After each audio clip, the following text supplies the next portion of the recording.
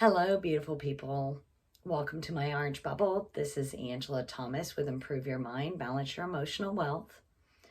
Thank you for coming today, and remember to like, share, subscribe, and leave a comment down below as to what you think of this video.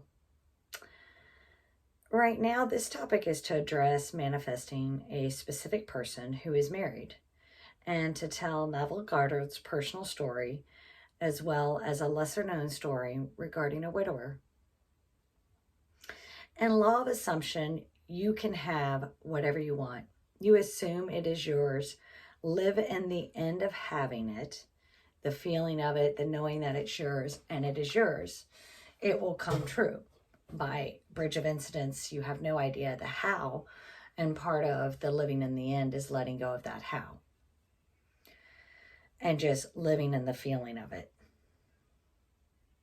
I'm going to give you the skinny version of Neville Goddard's story. Neville had met his second wife, and he was already married to another woman. He wanted to be with the woman who's going to be his second wife, but he had two problems. First one is he was already married, and the woman that he was interested in was not going to have anything to do with him if he was married to somebody else. The second problem that he had is that he couldn't find his first wife. She was avoiding him, and therefore he was unable to get the divorce. But all of a sudden, he would go to sleep every night imagining the woman that was going to be his second wife in bed with him, imagining a wedding band on his finger of them being married together, and he would go to sleep every night envisioning that she was his wife. Well, the bridge of incidents occurred, and his first wife ended up reaching out to him through the courts because she was in a bit of a trouble, and Neville Goddard went and spoke on her behalf. And when this happened, his first wife thanked Neville for coming and speaking on her behalf. And not only that, but she said, Neville, you didn't have to do that for me, and you did it out of the kindness of your heart. I really appreciate it. And she said, if you give me the paperwork for the divorce, I will provide the divorce for you. Now, prior to this, like I said, Goddard would use his sat state, which is something akin to sleep, to envision his new wife in bed with him and him being his wife. And he released the knowing of how it was going to happen, just that it would be his. He lived in the end of his new life. Now, the second story. There was a woman he spoke of that attended one of his lectures. And she said how she manifested her current husband. She had gone on a blind date with him, and he was a widower. And she had decided that he was the man that she wanted to be with, and she wanted to be his second wife. And so she used Neville Goddard's story of envisioning a wedding band on her hand, going to bed in the knowing of it, waking in the knowing of this man being her husband. And law of assumption manifesting, it is not the right or wrong of something, or if there is even a right or wrong. If you assume it is yours, and you do not know how that is going to happen. You just know that it will happen. The heart loves who it's going to love.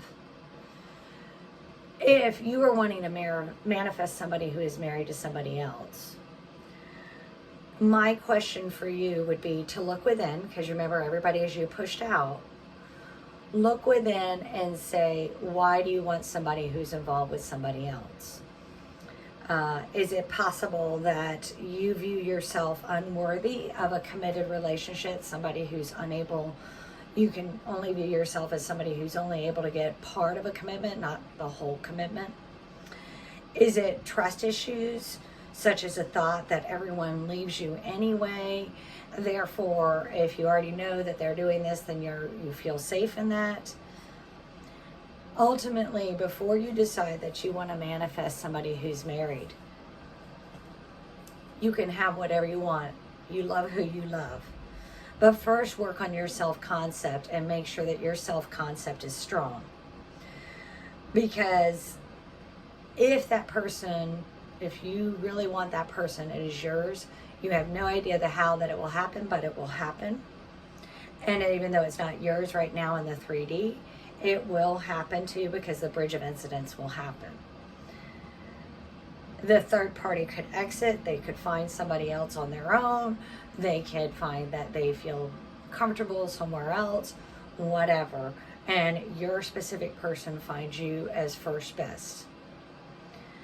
But to make sure that this relationship is something that is strong and is because of the right reasons, meaning you love you first, you are the priority, then your self-concept has to be strong enough to make sure that you can maintain the relationship when that relationship comes in. And that comes with any relationship, whether you're manifesting somebody who is actually married and involved with somebody else, or if you are manifesting a relationship with somebody you don't even know yet, or if you're manifesting a relationship with somebody you know, but you would like to take it to the next level.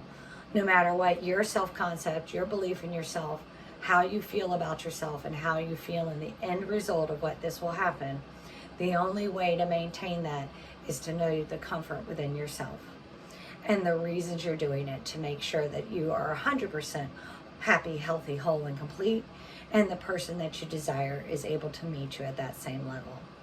So, in conclusion, Neville Goddard did manifest somebody, even though he was married to another person, and he was able to manifest an exit out of his first marriage. The second person in this story was able to manifest somebody that she wanted to be with, and very successfully. So you can manifest who you want. Just make sure your self-concept is strong and that you know that you want that relationship for the right reasons for you, because that's all that it ultimately boils down to. For you, is it right for you? And I really appreciate it. Please like, share, subscribe, and comment down below what you thought of this video. And I appreciate your time today. Thanks. Bye.